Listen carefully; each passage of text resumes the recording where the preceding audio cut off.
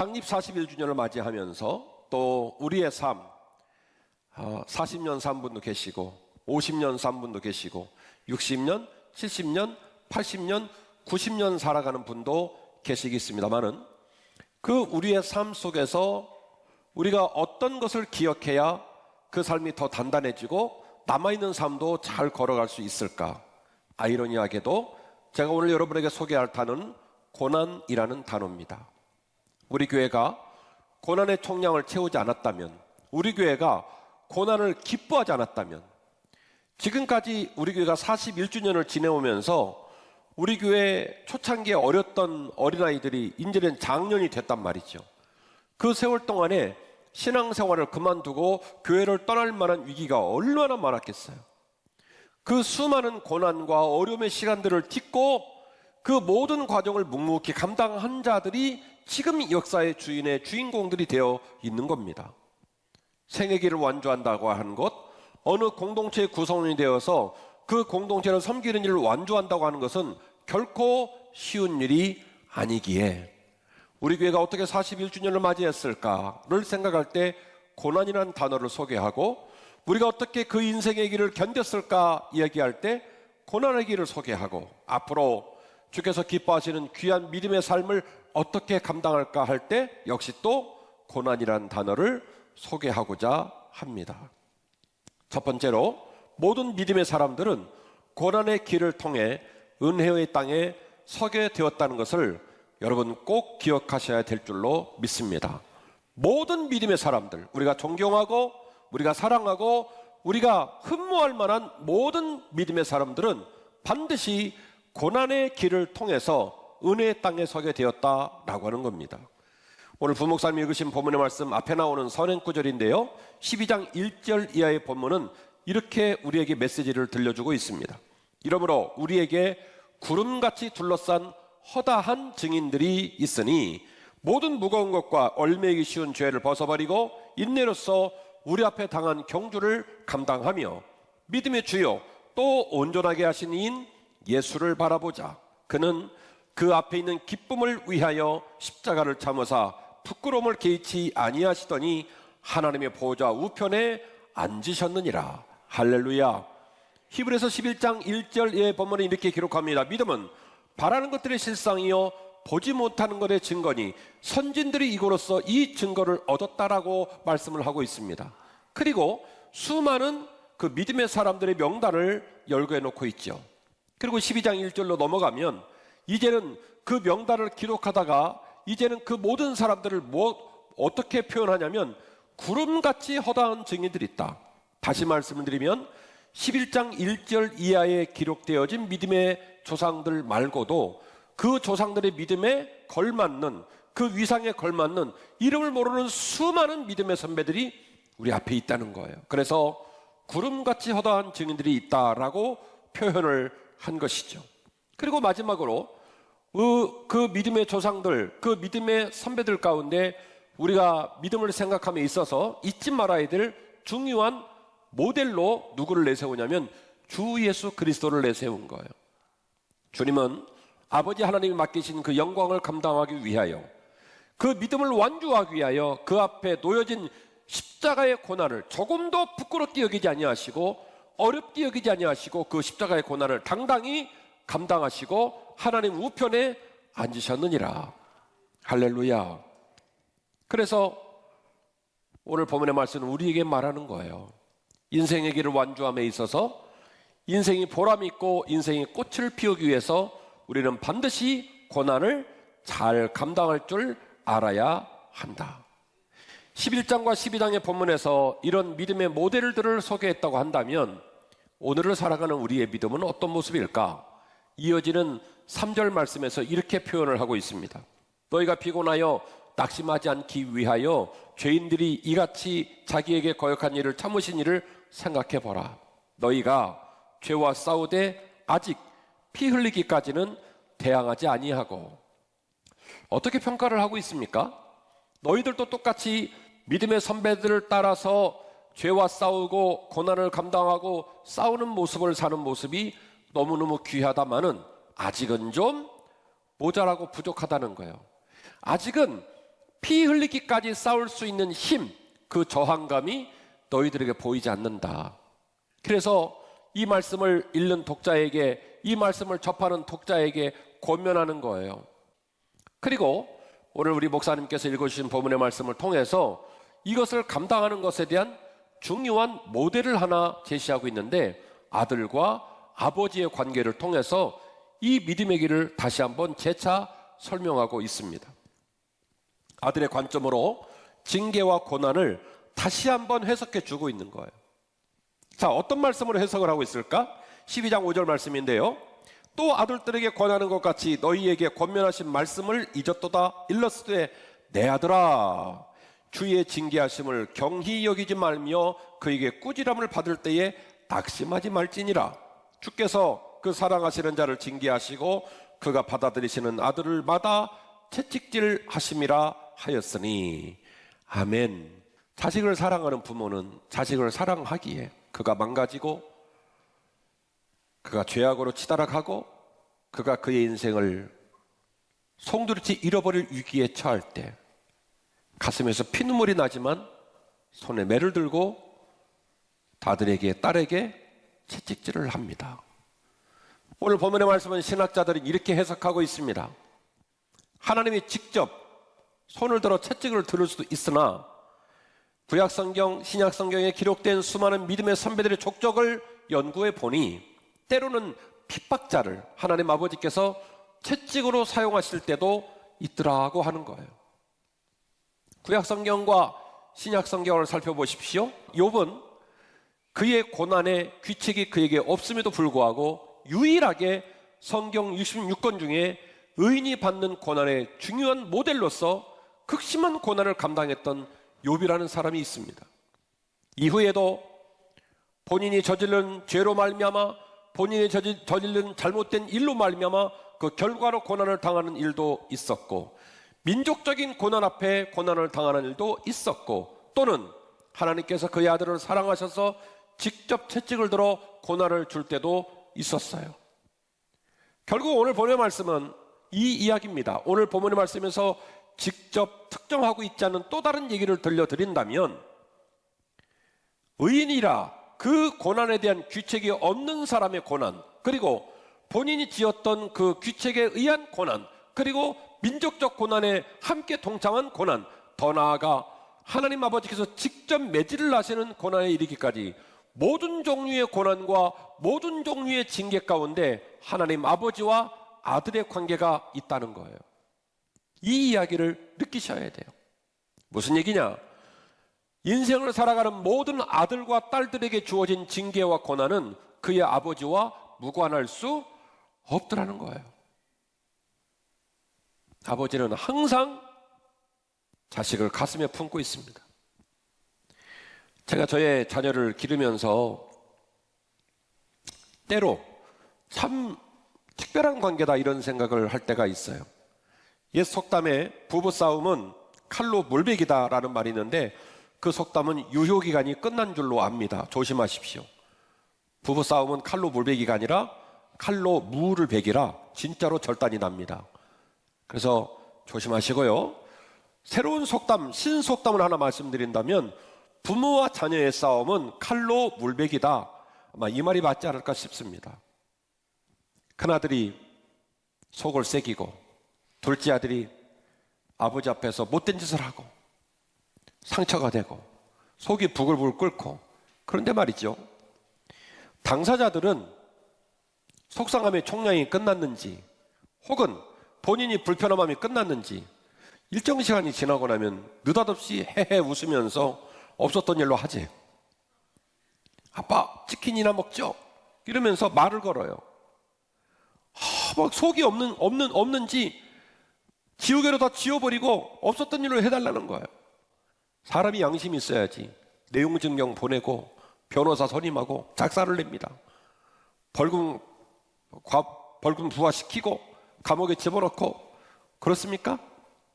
부모님은요, 자식이 그렇게 말을 걸을 때마다 바보 멍텅구리처럼 속아 넘어가고, 지우자고 하면 지우고 없었던 일로 하자면 없었던 일로 하고. 그게 누구의 마음이에요? 부모의 마음이에요.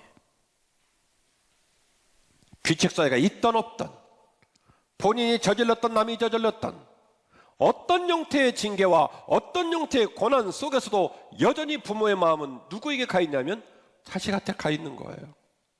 5절 말씀입니다.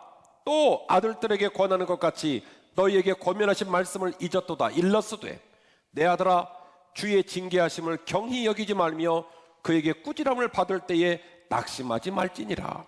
주께서 그 사랑하시는 자를 징계하시고 그가 받아들이시는 아들마다 채찍질 하심이라 하시니.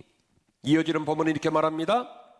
뭐라고 말하냐면 너희들이 그 채찍을 맞고 고난을 당할 때마다 하나님 아버지와 그 고난으로 연결되지 않으면 아버지와 아들 사이는 아무것도 아니라는 거예요. 뭐라고 써 있을까요?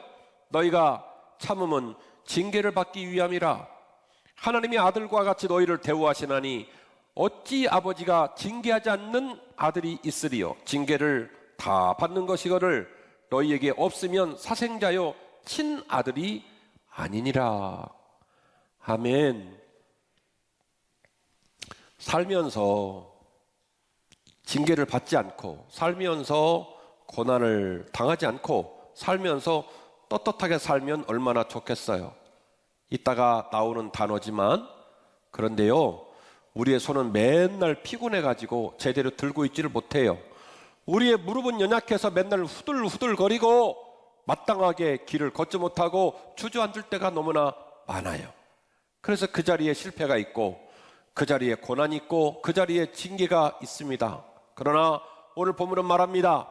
너희의 삶의 자리가 징계를 할지라도, 너희의 삶의 자리가 실패를 할지라도, 너희의 삶의 자리가 고난의 복판에 선다 할지라도 그 고난과 그 징계와 그 실패와 그 눈물의 관계를 통하여 하나님 아버지는 여전히 너희를 사랑하시느니라.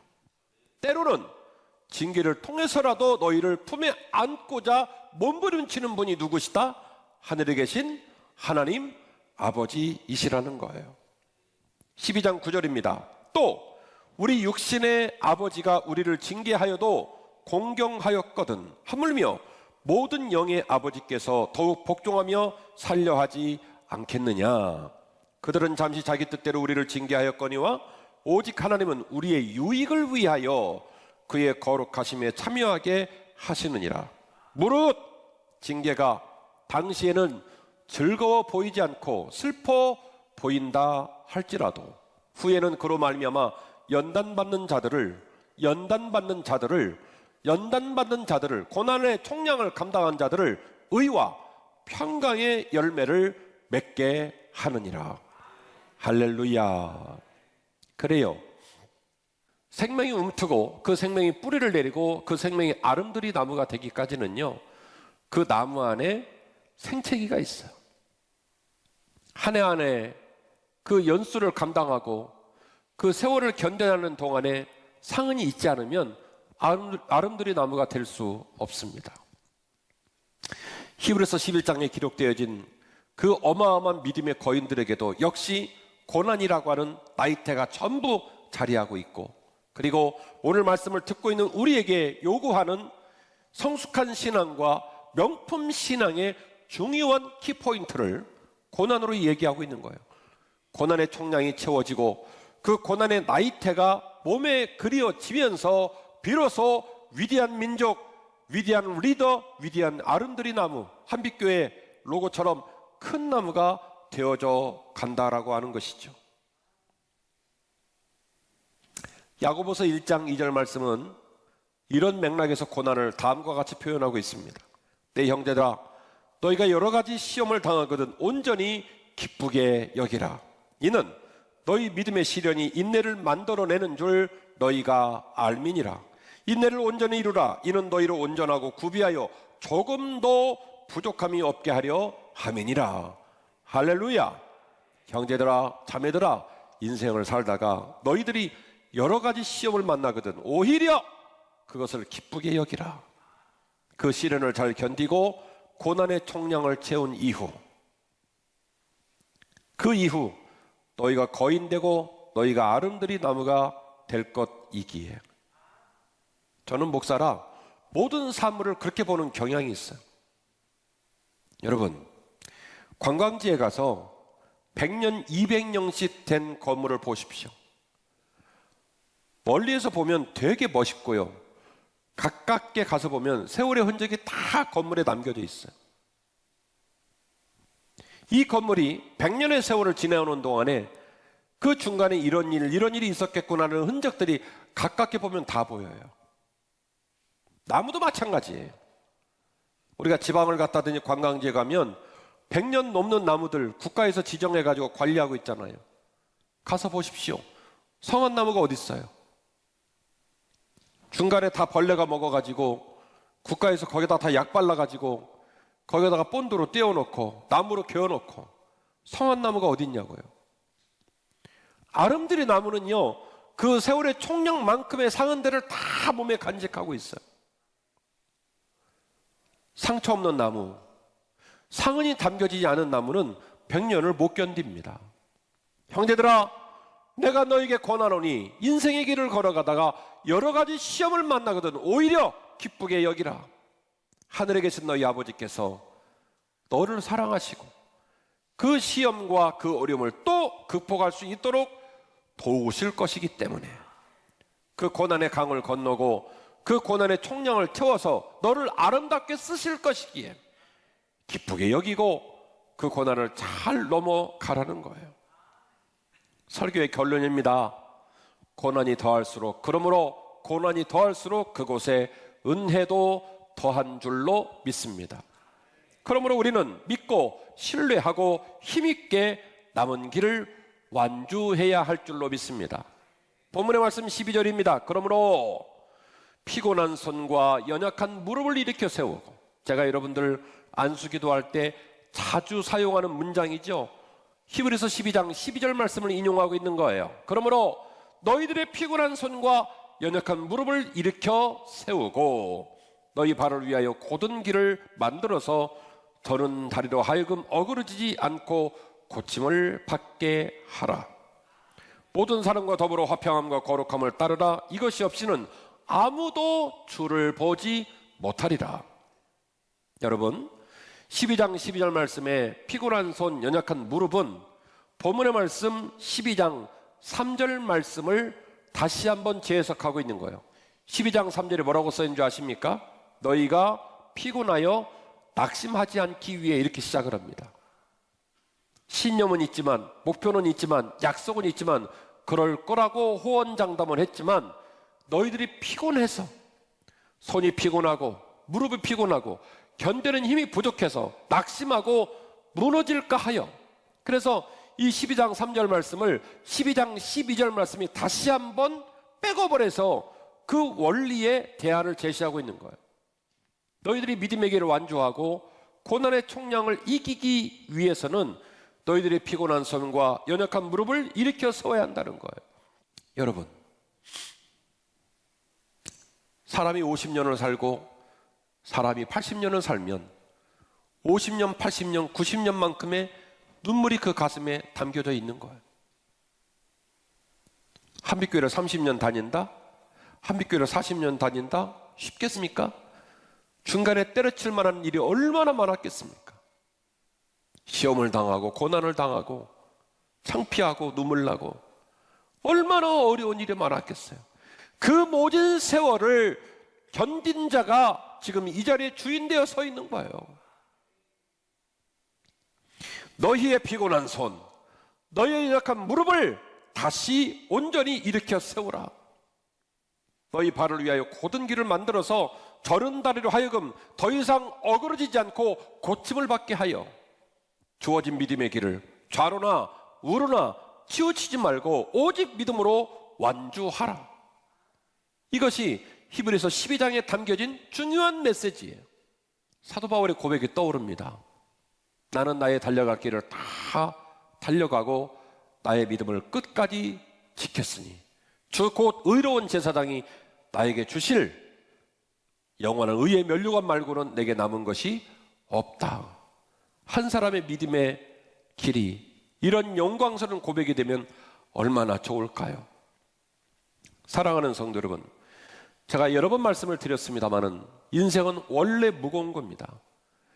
인생이 안 무겁다고 말하는 건 가짜 메시지예요. 인생은 원래 좀 무겁고 힘이 듭니다. 그러므로 인생은 어떨 때 제일 아름답냐면 그 무거운 인생의 짐을 잘 견디고, 혼자 못 지면 이웃과 함께 지고, 이웃과 함께 못 지면 주께 맡기고, 그리고 믿음의 길을 완주해서 생의 마지막 날 하나님 저를 이 세상에 파송하셨는데 열심히 살았습니다. 수고하고 애쓰면서 나름대로 보람도 있었고, 그리고 하나님 앞에 떳떳한 믿음의 족적을 남기고 이제 하나님 품으로 갑니다 라고 고백하고 생을 마치면 그 인생이 가장 소중한 인생이에요. 사랑하는 성도 여러분, 우리가 초청한 고난도 있고 우리와 상관없는 고난도 있고, 혹은 우리가 해석하거나 우리가 판단할 수 없는 고난이 쓰나미처럼 여전히 우리 앞에 놓여 있습니다. 한빛교회 담임 목사로 우리 사랑하는 성도에게 오늘 결론의 말씀으로 주는 메시지는 이겁니다.